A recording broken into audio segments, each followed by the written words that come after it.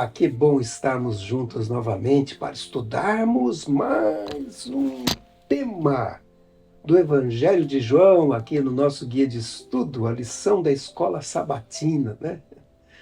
E aí, tem gostado dos nossos estudos? Ah, se tem gostado, já deixa aquele like poderoso aí no começo para ajudar a divulgar o canal e que mais pessoas possam é,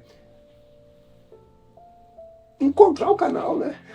Afinal de contas, é assim que a coisa funciona. Quando você dá o seu like, quando você comenta, quando aciona esse sininho das notificações, a plataforma entende que as pessoas estão gostando. Então elas oferecem esse vídeo para outras pessoas. É uma maneira de divulgar o canal e divulgar a mensagem também, tá bom? Muito bem, então acione aí o sininho. Se não é inscrito, se inscreva, né? E se tiver algum comentário, por favor, faça. Mas antes da gente iniciar o estudo da Bíblia Sagrada, é importante fazermos uma oração, não é verdade? Então vamos orar. Querido Pai Celestial, eu louvo o teu nome porque o Senhor é bom e a tua misericórdia dura para sempre. Nós vamos estudar as profecias da Bíblia Sagrada e precisamos da ajuda do Espírito Santo, o Espírito Santo que inspirou os profetas. Por favor, Senhor, abra nossa mente, nos dê sabedoria, aquela sabedoria necessária, Senhor, para compreendermos a mensagem que o Senhor tem para cada um de nós. E neste estudo e nos estudos que fazemos aqui a cada semana. Eu te peço essa bênção, Senhor, em nome de Jesus. Amém. Amém. Bom, hoje vamos falar sobre profecias. Olha que coisa maravilhosa, né? Vocês sabem que eu gosto de profecia, por isso que esse canal tem sempre estudos sobre profecias. O tema do estudo de hoje é Cumprindo as Profecias, é o nosso estudo número 8. Cumprindo as profecias do Antigo Testamento. E vamos já para o nosso verso principal, o verso para memorizar, aquele verso chamado verso de ouro, verso áureo. Diz assim: Mas eu tenho maior testemunho que o de João, porque as obras que o Pai me confiou para que eu as realizasse, essas que eu faço testemunham a meu respeito de que o Pai me enviou. Vocês sabiam que, aliás, eu já falei isso várias vezes, que Deus tem um plano chamado Plano da Redenção. E este plano vem sendo cumprido à risca, né? Esse plano está contido aqui na Bíblia Sagrada, e neste plano tudo foi profetizado e vem se cumprindo, profeticamente cumprido, né? Jesus tinha data para nascer, data para ser batizado. O seu tempo de pregação na terra era profético, foi 1260 dias. Interessante, né? Ele morreu na cruz porque tinha uma data para morrer. E foi para o céu, de acordo com o plano onde está hoje, cumprindo uma profecia também. Ele é o nosso intercessor, é o nosso advogado, é o nosso sacerdote, não é? E o livro que eu tenho usado aqui com certa frequência, o livro O Desejado de Todas as Nações, diz assim: Habitando conosco, Jesus revelaria Deus tanto aos seres humanos quanto aos anjos. Nosso pequeno mundo é o livro de estudo do universo.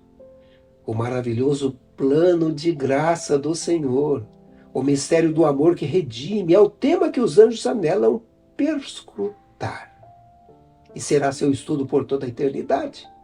Os seres remidos e os não caídos terão na cruz de Cristo seu estudo e seu cântico. Vejam esse maravilhoso plano de graça. Não é só a gente que estuda, não. Diz a Ellen White que os anjos também, né?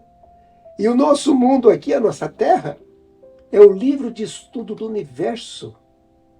Olha que coisa impressionante. Então vamos já direto para a nossa primeira parte, o primeiro tópico, que tem como título Sinais, Obras e Maravilhas. E a primeira pergunta diz assim: como é descrito o relacionamento entre Jesus e Deus, o Pai, especialmente no contexto dos sinais? E nós temos aí alguns versículos que nós vamos ler.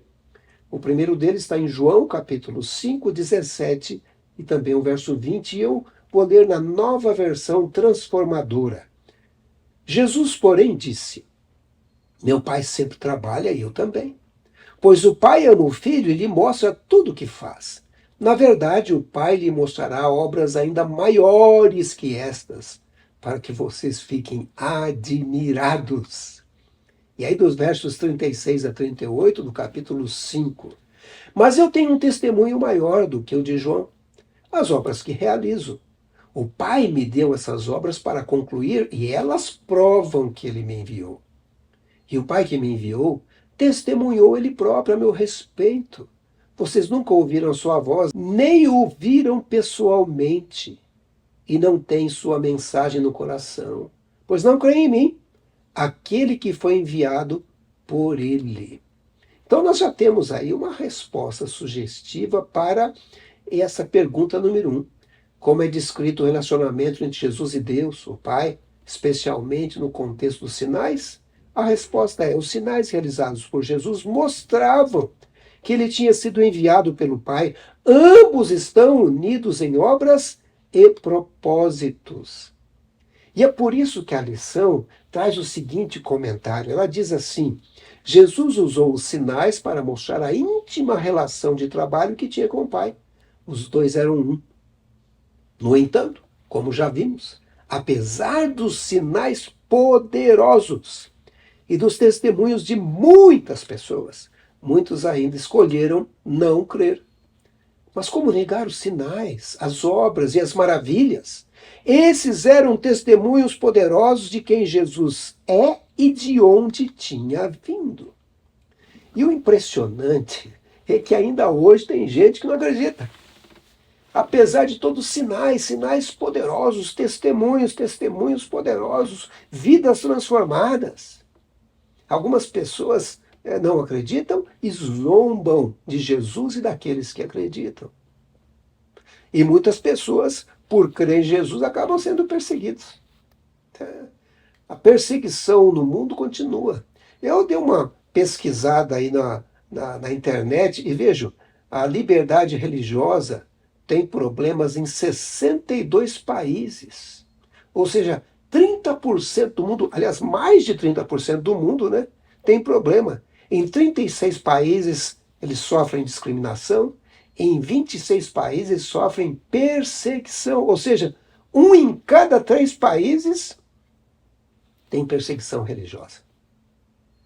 Aqui em nosso país, ela é mais tranquila, né? Nós temos muita liberdade ainda, quando comparado com alguns onde é tremendamente proibido. Agora, inclusive em alguns lugares é proibido até a Bíblia Sagrada, né? Até a própria Bíblia Sagrada. Se bem que aqui, em alguns lugares, estão tirando a Bíblia, né? Não querem ter a Bíblia, por exemplo, dentro de uma biblioteca de escola. É uma coisa impressionante, né? O que o diabo faz. O retorno à Idade Média, quando a própria igreja proibiu a leitura da Bíblia, né? Nós temos visto isso ao lermos as profecias aqui de Daniel, no curso Daniel e o Grande Conflito. Se não assistiu, vai lá. Assiste o curso Daniel e o Grande Conflito. É impressionante. Vamos para mais um tema, o papel autoritativo das Escrituras. Então aí a lição já começa dizendo assim: além dos sinais e testemunhos específicos que João usou para apontar Jesus como Messias, ele também apelou para a autoridade da onde? Do Antigo Testamento, e para suas profecias que predisseram a obra de Cristo. O Antigo Testamento ocupa lugar central, não apenas no Evangelho de João, mas em todo o Novo Testamento. E aí nós temos a nossa segunda pergunta. Vamos ler.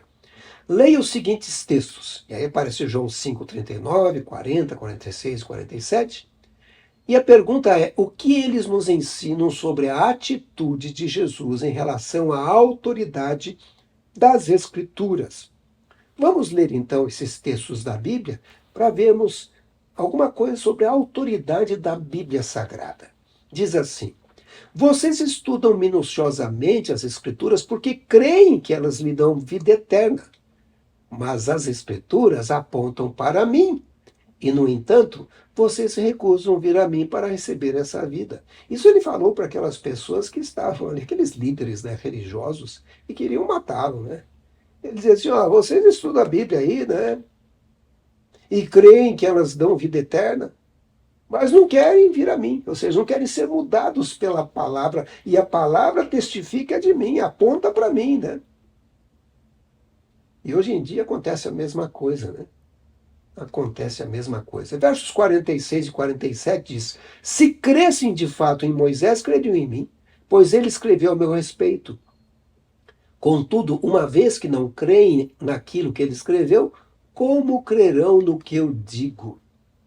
Ele fala que Moisés escreveu dele. E é verdade, né? Nós vamos ver os símbolos proféticos que Moisés escreveu lá na Páscoa e tudo mais, apontando para Jesus. Um profeta, ele diz, ó, vai vir um profeta, né? Apontando para Jesus. Vamos então à terceira pergunta. Diz assim, leia os seguintes textos. Aí temos João 13, 17, 19. O que eles ensinam sobre a autoridade das Escrituras conforme Jesus e João a entendiam. O que isso nos diz sobre o papel crucial que as Escrituras devem ter para a nossa fé. Vamos então à leitura da palavra de Deus, da Bíblia Sagrada. João 13,18 diz: Não digo essas coisas a todos vocês, conheço os que escolhi, mas isso cumpre as Escrituras que dizem: Aquele que come do meu alimento voltou-se contra mim. Interessante esse texto onde ele diz: Isso cumpre as Escrituras. E aí ele aponta para Judas, né? Aquele que come do meu alimento voltou-se contra mim, porque Judas o traiu. João 17,12 diz: Durante meu tempo aqui com eles, eu os protegi com o poder do nome que me deste. Eu os guardei de modo que nenhum deles se perdeu, exceto aquele que estava a caminho da destruição, como as Escrituras haviam predito. Então já havia uma predição de que um dos discípulos iria traí-lo. Versos 24, 28, 36 de João 19 diz: Por isso disseram, em vez de rasgá-la, vamos tirar sortes para ver quem ficará com ela. Isso cumpriu as Escrituras que dizem: repartiram minhas roupas entre si e lançaram sortes por minha veste, e foi o que fizeram. Vejam aqui então um episódio na morte de Jesus, não é? Cumprindo a profecia, já estava predito isso. Verso 28 e o 36. Jesus sabia que sua missão havia terminado e, para cumprir as Escrituras, disse: Estou com sede. Verso 36. Essas coisas aconteceram para que se cumprisse as Escrituras que dizem: nenhum dos seus ossos será quebrado.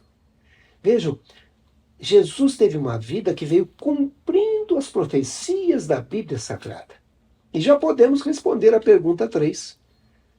A resposta sugerida é: os eventos da vida de Jesus cumpririam as Escrituras. A Bíblia deve fundamentar nossa fé e guiar nossas ações. Jesus, na verdade, sempre usava as Escrituras Sagradas. Ele não apenas lia, ele citava porções da Bíblia, né? E uma coisa interessante e importante, que na época de Jesus a Bíblia dele era só o Velho Testamento, né? Não havia ainda o Novo Testamento. E ele dava uma autoridade tremenda ao Velho Testamento. Hoje em dia tem gente que diz: não, o Velho Testamento é lá para o passado. Não, o Velho Testamento é para sempre, né? Jesus valorizou o Velho Testamento. Se era importante para Jesus, é importante para mim também, é importante para você também. E ele diz que as Escrituras, ou seja, o Velho Testamento, testemunha dele. Quer conhecer a Jesus? Leia o Velho Testamento também. É lá que nós encontramos as profecias que prediziam a primeira vinda de Jesus. E aí vamos para o nosso próximo tema: profecias do Antigo Testamento sobre Jesus. Vocês sabiam que existem mais de 300 profecias sobre a vinda do Messias no Antigo Testamento? Alguns colocam aí na ordem de 330, alguns 333, né? E eu gosto de citar um texto da Bíblia que está em Amós, capítulo 3, verso 7, onde diz assim: certamente o Senhor soberano não fará coisa alguma sem antes revelar o seu plano aos seus servos, os profetas. Então Deus revelou esse plano da redenção aos profetas.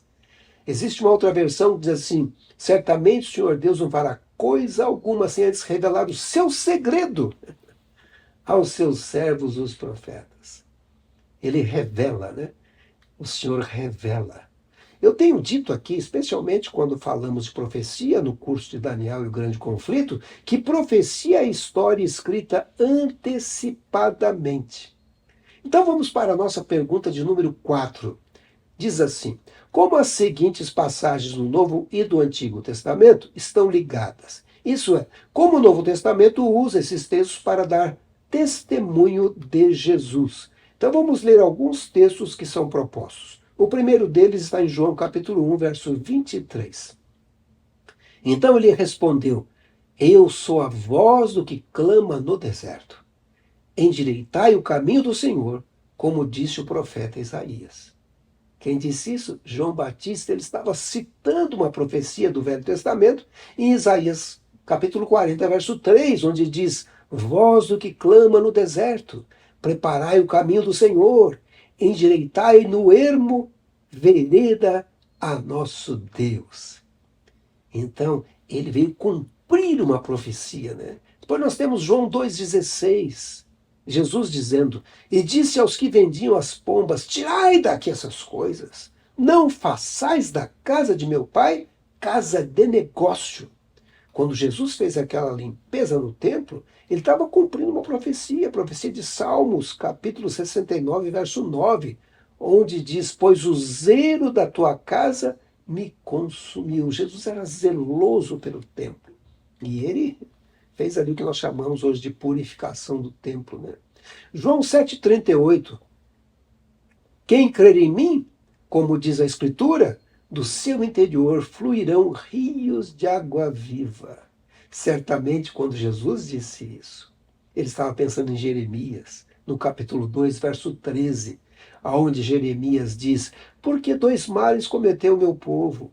A mim me deixaram o manancial de águas vivas e cavaram cisternas rotas que não retêm as águas. Hoje em dia acontece a mesma coisa. Tem gente, em vez de buscar a beleza da Bíblia, a água da vida que se contém aqui dentro da palavra de Deus, vai buscar em cisternas rotas, né? Cisternas que não têm água, poços sem água, ou então água salobra, água contaminada pelo veneno da serpente, pelo veneno do dragão, né? João capítulo 19, 36. E isto aconteceu para se cumprir a Escritura: nenhum dos seus ossos será quebrado. E realmente havia sido predito que isso aconteceria com o Messias. Em Números 9, verso 12, quando tinha a cerimônia da Páscoa, ali dizia: dela nada deixarão até amanhã, e dela não quebrarão osso algum. Segundo todo o estatuto da Páscoa a celebrarão. Ou seja, na celebração da Páscoa, quando se comia o cordeiro ali, que era imolado, não se quebrava nenhum osso, porque simbolizava Jesus que no futuro viria e nenhum osso seria quebrado. Esse assunto sobre as profecias da Bíblia Sagrada, sobre as profecias do Messias se cumprindo na pessoa de Jesus, vai ser estudada também na parte seguinte aqui do nosso guia de estudo. Nós temos as profecias parte 1 e parte 2. Mas nós vamos ver mais alguns textos sobre essas profecias. Eu disse a vocês que são cerca de 300, aliás, mais de 300, né? Alguns dizem 330, encontrei num livro, alguém dizendo 330, e encontrei em outro dizendo 333, né? Vamos ler mais alguns textos que falam dessas profecias. João capítulo 12, versos 12 e 13. No dia seguinte, a numerosa multidão que viera à festa, tendo ouvido que Jesus estava de caminho para Jerusalém, tomou ramos de palmeiras e saiu ao seu encontro, clamando: Hosana, bendito que vem em nome do Senhor e que é rei de Israel. Isso já estava profetizado também. Lá em Salmo 118, verso 26, diz: bendito que vem em nome do Senhor. E a profecia se cumpriu. Em João capítulo 12, versos 14 e 15, e Jesus, tendo conseguido um jumentinho, montou, segundo está escrito, não temas, filha de Sião, eis que o teu rei aí vem, montado em um filho de jumenta. Na verdade, a profecia está em Zacarias capítulo 9, verso 9, onde diz o seguinte: alegra-te muito, ó filha de Sião, exulta, ó filha de Jerusalém.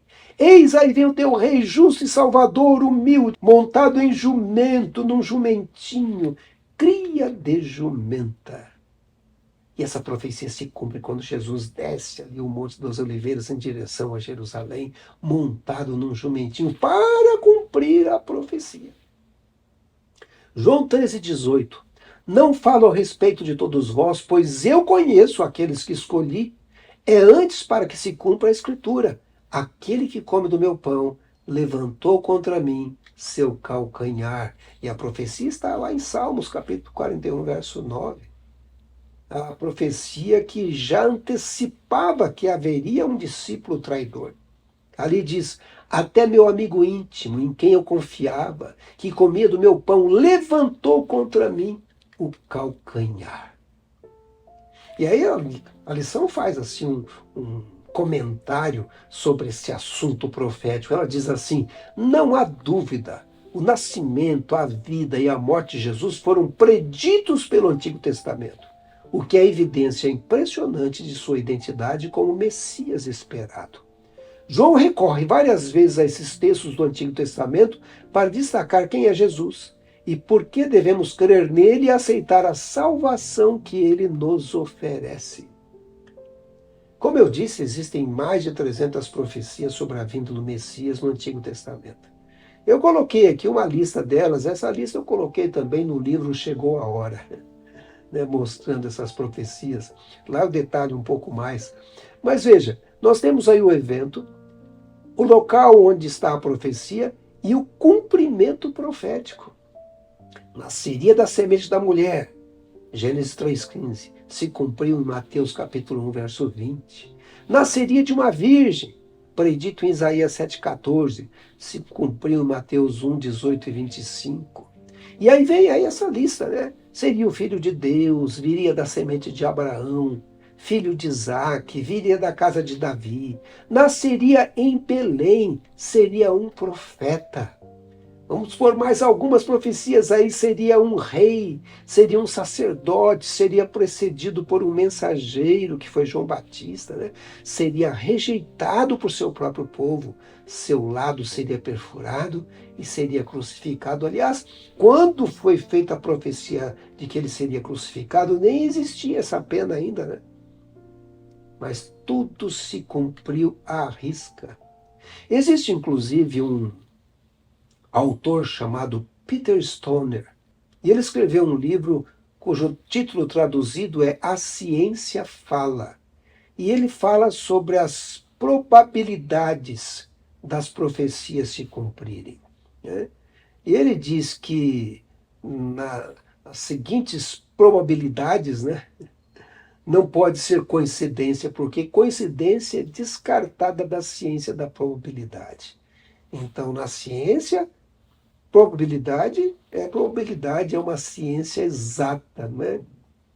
E ele usando então, o Peter Stoner, nesse livro, usando a ciência matemática da probabilidade, em referência a 8 profecias, ele fez a seguinte pergunta: qual é a chance de um homem ter vivido antes, até o presente, e cumprido todas as 8 profecias, né?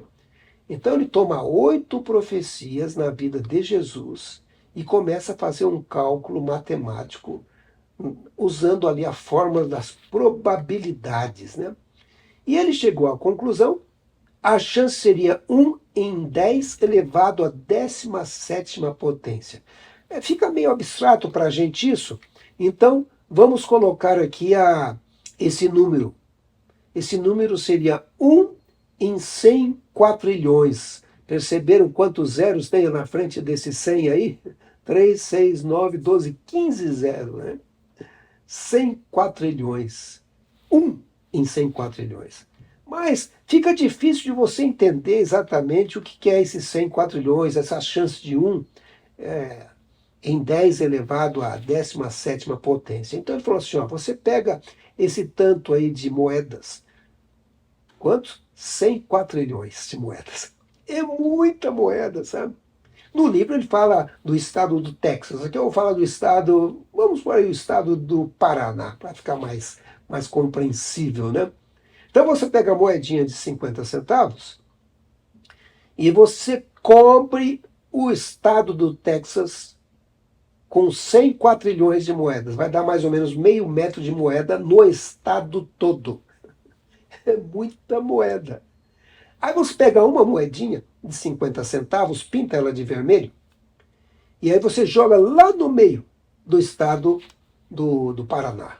Dá uma chacoalhada no estado, né, um terremoto ali, para misturar um pouco as moedas, fecha o olho, estica a mão e na primeira chance vem a moedinha vermelha.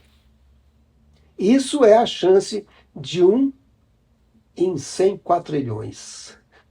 Isso com 8 profecias, mas na verdade, quanto que eu falei? São 300 profecias, mais de 300. Aí ele pegou 48 profecias para ter uma ideia. 48 profecias e a chance é 1 em 10 elevado a 157, ou seja, a 157ª potência. É até difícil de falar, né? Que número é esse aí? Ah, fica difícil até de falar o número, viu? Eu não tenho como falar, mas é o número 10 e mais 157 zeros. É uma impossibilidade matemática, né? Uma impossibilidade matemática. E as profecias se cumpriram. Todas elas se cumpriram na vida de Jesus. Não só as 48, mas todas as 300 ou mais. Lembre-se, existem mais de 300 profecias. E todas elas se cumpriram na vida de Jesus. Esta é uma evidência de que Jesus não cumpriu as profecias por acidente ou coincidência. Ele seguiu o plano da redenção divino. Ele veio seguindo aquele plano. Cada detalhe, eu tenho dito aqui para vocês que ele sempre falava assim, minha hora ainda não chegou a hora. Mas quando chegou o momento, falou, chegou a hora, vamos lá. E as profecias foram se cumprindo. A nossa lição, a lição da Escola Sabatina, ela faz o seguinte comentário. O cumprimento preciso das muitas profecias messiânicas na vida e no ministério de Jesus é simplesmente inspirador. Essas profecias do Antigo Testamento foram cumpridas com uma precisão notável, tornando até mesmo mais cético e duvidoso, indefeso diante da avalanche de evidências. Apesar de Jesus estar ciente da dureza do coração dos líderes judeus, nunca desistiu deles. É impressionante como tem gente que ainda não acredita nas profecias da Bíblia Sagrada, nas profecias de Jesus, né? Quando você lê o livro O Desejado de Todas as Nações, ali na página 20 diz assim, a vinda do Salvador foi predita no Éden. Desde os dias de Enoque, a promessa foi repetida por meio de patriarcas e profetas, mantendo viva a esperança do aparecimento do Messias, mas ele não vinha. A profecia de Daniel revelou o quê? O tempo do seu advento.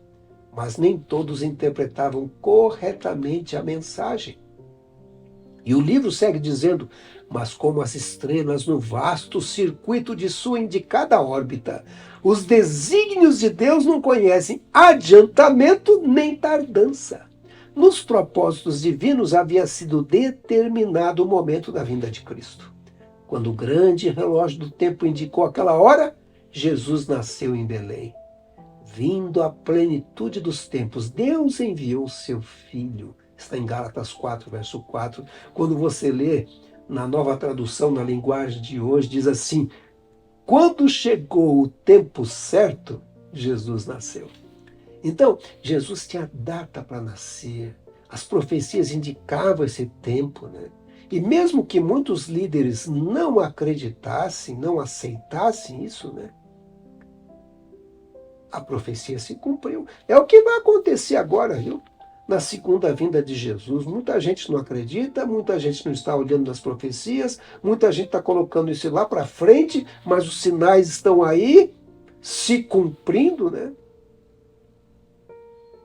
E a lição ainda fala que eles ficavam olhando aqui para baixo, eles achavam que tinha que ser um rei do jeito deles, um Messias do jeito deles, né? Não aceitavam o Messias da Bíblia, como foi prometido, né? Os pensamentos daqueles líderes estavam na terra. Existe um hino que diz assim: com os pés na terra e os olhos no céu. Esse é o pensamento que tem que estar hoje, não ficar olhando para as coisas da terra, né? Bom, tem que ficar com os pés na terra porque a gente vive aqui, né? Mas o hino diz: com os pés na terra e os olhos no céu, eu vou, seguindo até encontrar meu Jesus. Conhece esse hino? Está no Inário Adventista, né? Procure aí no YouTube, você vai encontrar e pode cantar junto, né? Com os pés na terra, mas os olhos no céu. Eu vou seguindo, Maranata, até encontrar meu Jesus. Chegou a hora! Ah, que maravilha! As profecias se cumpriram na primeira vinda e vão se cumprir também na segunda vinda. Acorda, gente! Não era de dormir, não, né? Que tipo de cristão você é? Olhando para baixo? Não, olhe para cima, né? Olhando para cima. Essas coisas aqui de baixo vão ser destruídas, seja por tempestades, por terremotos, por colapso financeiro, né? Ah, não tem segurança nas coisas aqui de baixo, sabe? Não tem. O mais sensato é olhar para as coisas de cima, até a nossa saúde, não é verdade? No momento que Deus quiser que a gente descansa, né? Vocês lembram da lição passada? A minha voz não estava grande coisa, né? Eu estava bem down com uma gripezinha que me pegou. Hoje já estou melhor, né? Mas sabe, às vezes você é derrubado, né? Às vezes chega a hora realmente que a pessoa tem que pendurar as botas, né? Como diz o ditado. Mas, gente, enquanto isso, a gente tem que perseguir olhando para o alto, olhando para Jesus. O apóstolo Paulo, por exemplo, ele disse: visto que temos uma multidão de testemunhas ao nosso redor, eu estou lendo na Nova Bíblia Viva, afastemos de nós qualquer coisa que nos torne vagarosos ou nos atrase, especialmente aqueles pecados que se enroscam tão fortemente em nossos pés e nos derrubam. E corramos com perseverança a corrida que Deus propôs para nós. Mantenha o olhar firme em Jesus, autor e consumador da nossa fé. Esse é um excelente conselho, né? Vamos pedir ajuda, né? Ajuda de Jesus para essa corrida. Vamos pedir forças para todo esse percurso até o final, né? Não, esse não é o momento de desanimar, de desistir, olhar para trás, olhar para baixo, olhar para cima, olhar para frente. Nós já estamos vendo a linha de chegada. Estamos chegando. Que Deus nos ajude, né? Alegria, viu? Estamos no finalzinho. A Bíblia diz: ao começar e acontecer essas coisas, não fique triste não. O que diz lá? Levantai as vossas cabeças, porque a vossa redenção se aproxima. Que maravilha. Ore comigo. Vamos orar.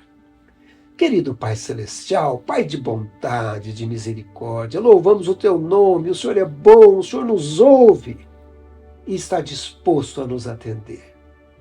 Seus filhos estão aqui, Senhor. Os olhos estão fechados, mas os olhos estão no céu. Precisamos que nos ajude, nos fortaleça nessa caminhada, Senhor. Que o Teu Santo Espírito nos ilumine nessa caminhada. Não nos deixe desistir. Nos mantenha sempre no caminho que nos leve para o céu. Eu te peço essa bênção para cada pessoa que estuda comigo neste momento. Eu te peço em nome de Jesus.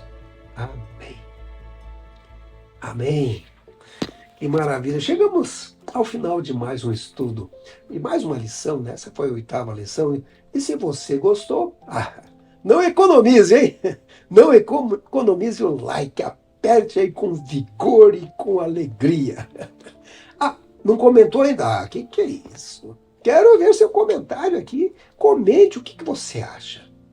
O que você acha das profecias da Bíblia Sagrada?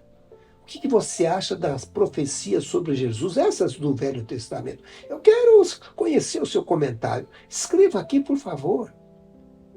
Por favor. Aí, se não for inscrito no canal, chegou a hora, se inscreva. Acione aí o sininho da bênção, né? Para ser abençoado e compartilhe abençoando outras pessoas, tá bom? Abençoe o canal, chegou a hora. Vamos fazer o canal crescer e mais pessoas serão abençoadas. Assista também os outros vídeos que nós temos aqui sobre profecia, especialmente essa série de Daniel, que nós estamos em andamento, né?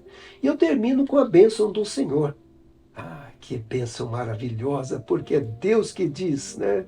Oh, que bênção maravilhosa. O Senhor te abençoe e te guarde. O Senhor faça resplandecer o seu rosto sobre ti e tenha misericórdia de ti. O Senhor sobre ti levante o seu rosto e te dê a paz. Ah, eu vou deixar o verso de novo aqui, hein? Aquele verso fantástico. Portanto, também nós, visto que temos a rodear-nos tão grande nuvem de testemunhas, desembaraçando-nos de todo o peso e do pecado que tenazmente nos assedia, corramos com perseverança a carreira que nos está proposta. Que Deus abençoe a todos. Maranata, chegou a hora!